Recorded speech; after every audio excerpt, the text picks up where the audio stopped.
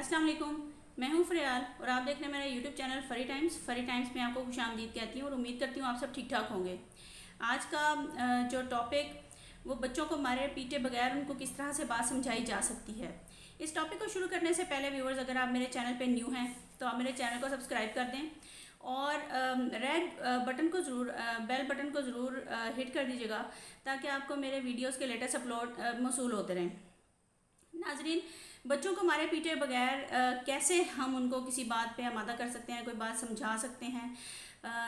बच्चों को डांटना पीटना किसी भी मसले का हल नहीं हुआ करता। असल में होता क्या है कि हम लोग जैसे हमारे बड़े बच्चों को पालते आ रहे होते हैं उसी तरह ही एक रवायती सा अंदाज़ है बच्चों की परवरिश का जो नस्ल दर नस्ल लोग फॉलो करते आ रहे हैं। अब ज़रूरत जैसे जैसे आप आगे बढ़ते हैं ज़रूरत इस बात की है कि ये देख लिया जाए कि माइंड साइंस क्या कहती है। क्या बच्चों को डांटना पीटना या उनके साथ गुस्सा होना उनके तमाम मसाइल का हल है? इस बात पे आज हम बात करेंगे। नाज़रीन, हमारे जब वालिदैन बच्चों को जब डांटते हैं उनकी नज़र में दो मकसद बड़े कार फरमा होते हैं।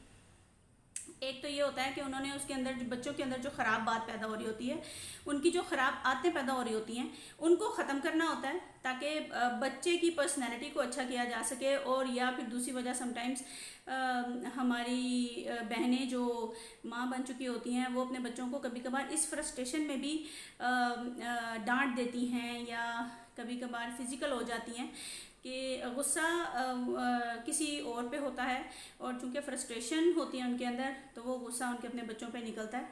तो पहली बात तो ये सोचने की ज़रूरत है कि क्या हमारा बच्चों को मारने या डांटने का मकसद उनमें एक अच्छी तब्दीली पैदा करना है।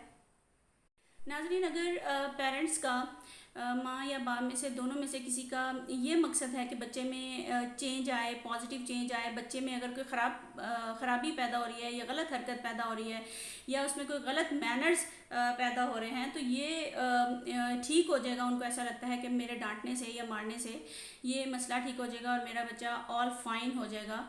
तो ये थोड़ा सा सोचने की बात है। माइंड साइंस ये कहती है कि बच्चे को मारने पीटने की बजाय उसको आप लेके बैठ जाएं, प्यार से समझाएं कि और अगर वो आपकी बात को समझेगा तो फिर बहुत ज़्यादा चांसेस हैं कि वो उन हरकत को करने से बाज आ जाएगा जो उसकी पर्सनैलिटी को कहीं ना कहीं डैमेज कर रहे हैं, ख़राब कर रहे हैं।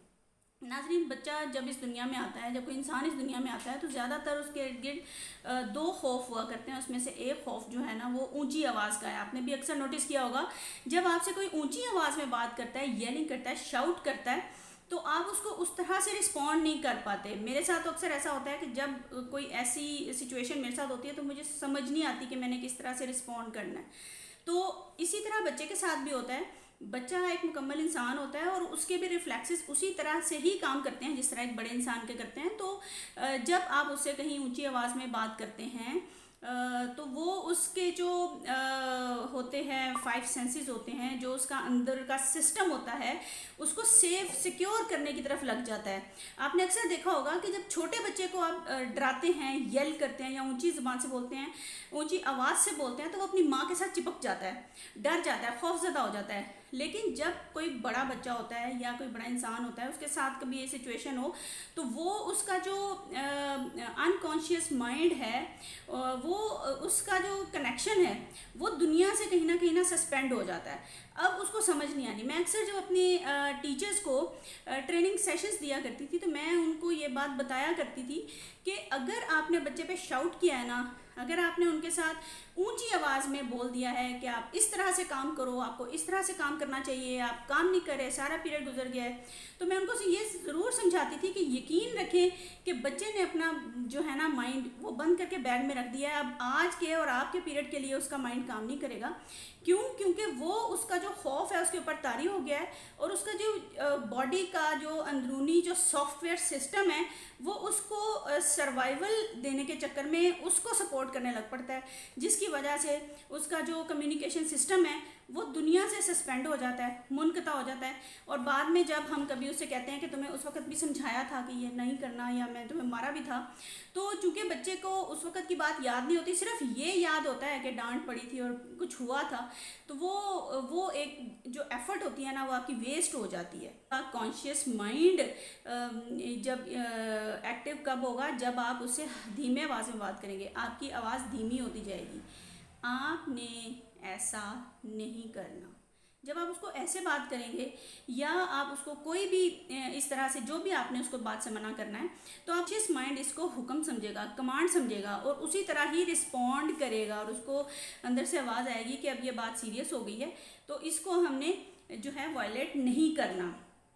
اس طرح سے آپ دیکھیں گے کہ بچے کے اوپر اس جو تھرڈ والا دھیمے لہجے کی بات ہے اس کا زیادہ اثر ہوگا. ہم اپنی زندگی میں بھی دیکھتے ہیں کہ ہم سے جب کوئی ییلنگ کر کے بات کرتا ہے تو ہم اس کی بات کو رسپانس نہیں کر سکتے. کہیں نہ کہیں سیلف رسپیکٹ کا بھی ایلیمنٹ اس میں آ جاتا ہے. تو سیلف رسپیکٹ بہت ضروری ہے. بچے کی بھی سیلف رسپیکٹ ہم نے ہرٹ نہیں کرنی. بچے کو سمجھانا ہمارا مقصد ہے, اس کے اوپر فرسٹریشن نکالنا یا غصہ نکالنا اس کے اوپر ہمارا اس وقت کا ٹارگٹ نہیں ہونا چاہیے. ہلکی آواز کو, دھیمی آواز کو اپنا مطمئن نظر بنائیں, استعمال کریں. بچہ جب آپ کی وہ ٹون سنے گا, تو جیسے میں نے آپ کو پہلے بتایا نا, 55% بچہ آپ کے باڈی لینگویج سے میسیج ریسیو کرے گا, 7% آپ کے ورڈ سے, اور 38% آپ کے ٹون سے. تو ان ساری چیزوں کا خیال رکھنا بہت ضروری ہے.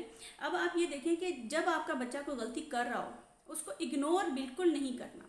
آپ نے یہ نہیں کرنا کہ وہ کر رہا ہے تو کرتا رہے, میں بعد میں اسے بٹھا کے بات کروں گا, ایسے نہیں کرنا. آپ نے اس کو ضرور یہ وائبس پہنچانی ہے اپنی باڈی لینگویج سے, اپنی آئیز سے, اپنے جیسچر سے, کہ آپ اس کو دیکھ رہے ہیں اور آپ کو اس کا پتہ ضرور چل رہا ہے.